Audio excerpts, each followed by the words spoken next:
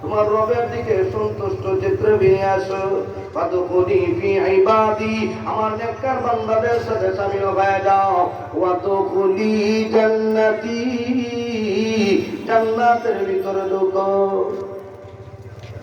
সুবহানাল্লাহ। আপনারা বলেন আল্লাহ জান্নাতে ঢুকাবেন যদি আপনার দিনটা পবিত্র করতে পারেন। দুনিয়ার সব মহব্বত বাদ দিয়া আল্লাহর মহব্বত যদি দিলের ভিতরে ঢুকাইতে পারেন, সব পেয়ে যাবেন। আল্লাহওয়ালা বান্দারা তাদের দিলের ভিতরে শুধু রবের চিন্তা, রবের কথা, রবের কথা। ইন্নাল্লাযীনা ক্বালু রাব্বুনাল্লাহু সুম্মা ইসতাকামু তাতানাজ্জালু আলাইহিমুল মালাইকা আল্লা তাখাফু ওয়া লা তাহজানু ওয়া আবশিরু বিল জান্নাতিল্লাতী কুনতুম তুআদুন। একদল বান্দা মনে আছে, আল্লাহ রাব্বুল আলামিন বলেন ইন্নাল্লাযীনা ক্বালু রাব্বুনাল্লাহ, যারা বলে আমাদের রব আল্লাহ, সুম্মা ইসতাকামু, আর এই কথার উপর ইস্তেকামত থাকে। আমার রব আল্লাহ, রবের জন্য যদি জীবন দিতে হয় আমি জীবন দিব। এই যে বুরহানুদ্দিন, গাজী বুরহানুদ্দিন রহমাতুল্লাহি আলাইহি জীবন দিছে না? কথা বলেন না? ওনার জীবনী তো আপনাদের সকলেরই জানা। প্রয়োজনে জীবন দিব, তবে আল্লাহর বিধানই জমিন আমি বাস্তবায়ন করে যাব। দেখেন আল্লাহওয়ালা বান্দাগুলি কেমন ইস্তেকামতের সাথে তারা দুনিয়াতে চলছে।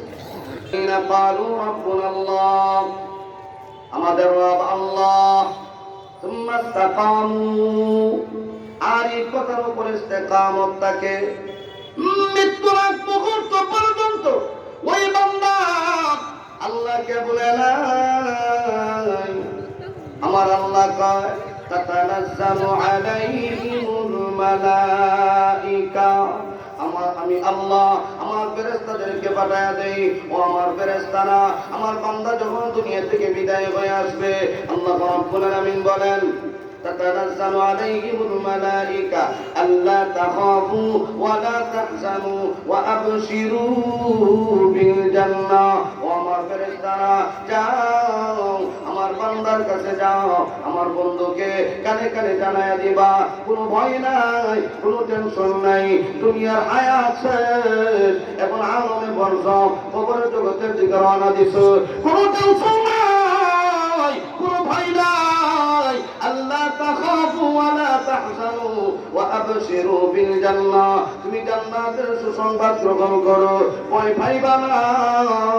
আল্লাহ আমাদেরকে পাঠায় দিয়েছে। আল্লাহর নবী বলেন আজরাইল যখন এই নেককার বান্দার সামনে হাজির হবে, সুন্দর পোশাক পরিহিত অবস্থায়, চেহারা সুন্দর আকৃতিতে তার সামনে যখন দাঁড়াবে, রূহটা নেওয়ার জন্য জান্নাতি ওমান তার চোখের সামনে তুলে ধরা হবে। বান্দারে তাকায়া দেখ, আমার আল্লাহ জান্নাতের ভিতরে কত নিয়ামত তোর জন্য সাজায় রাখছে। ওই বান্দা জান্নাতের নিয়ামত দিকে তাকাবি আর মুস্কে হাসি দিবে। এর বাকি দিয়া আমার আল্লাহ কয় আজরাইল তার রূহটা বের করে নিয়ে আসবে।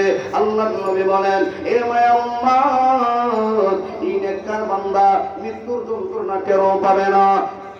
ওই বান্দার রূহটা যখন বের হয়ে যাবে, 500 রহমতের ফেরেশতা আসবে আহলান সাহলান সুস্বাগতম জানানোর জন্য। রূহটা যখন বের করা হবে, এমন একটা সুঘ্রাণ বের হবে, যখন উপরের দিকে নিয়ে যাওয়া হবে, ফেরেশতারা জিজ্ঞাসা করবে কে এটা, কার আত্মা, কার রূহ?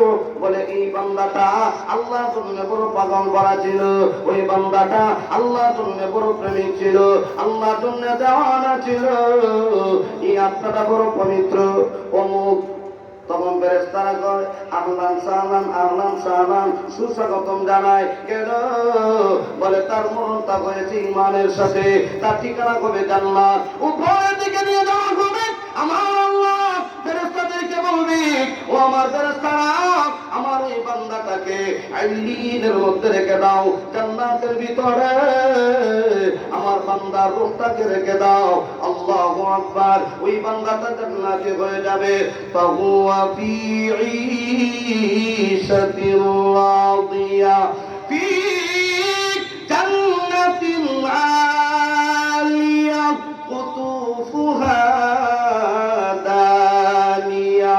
আমার আল্লাহ বলে ফাহুয়া ফি ঈশাতির রাদিয়া, যার ঈমান ভালো, আমল ভালো, ঈমানের সাথে যার মরণ হবে, আল্লাহ যখন তার জান্নাতের ভিতরে ঢুকায় দিবে, আমার আল্লাহ ওই বান্দাটাকে যখন জান্নাতি বানায় দিবে, ওই বান্দা জান্নাতের ভিতরে ঢুকার পরে আরামে আয়েশে জিন্দেগি কাটাবে।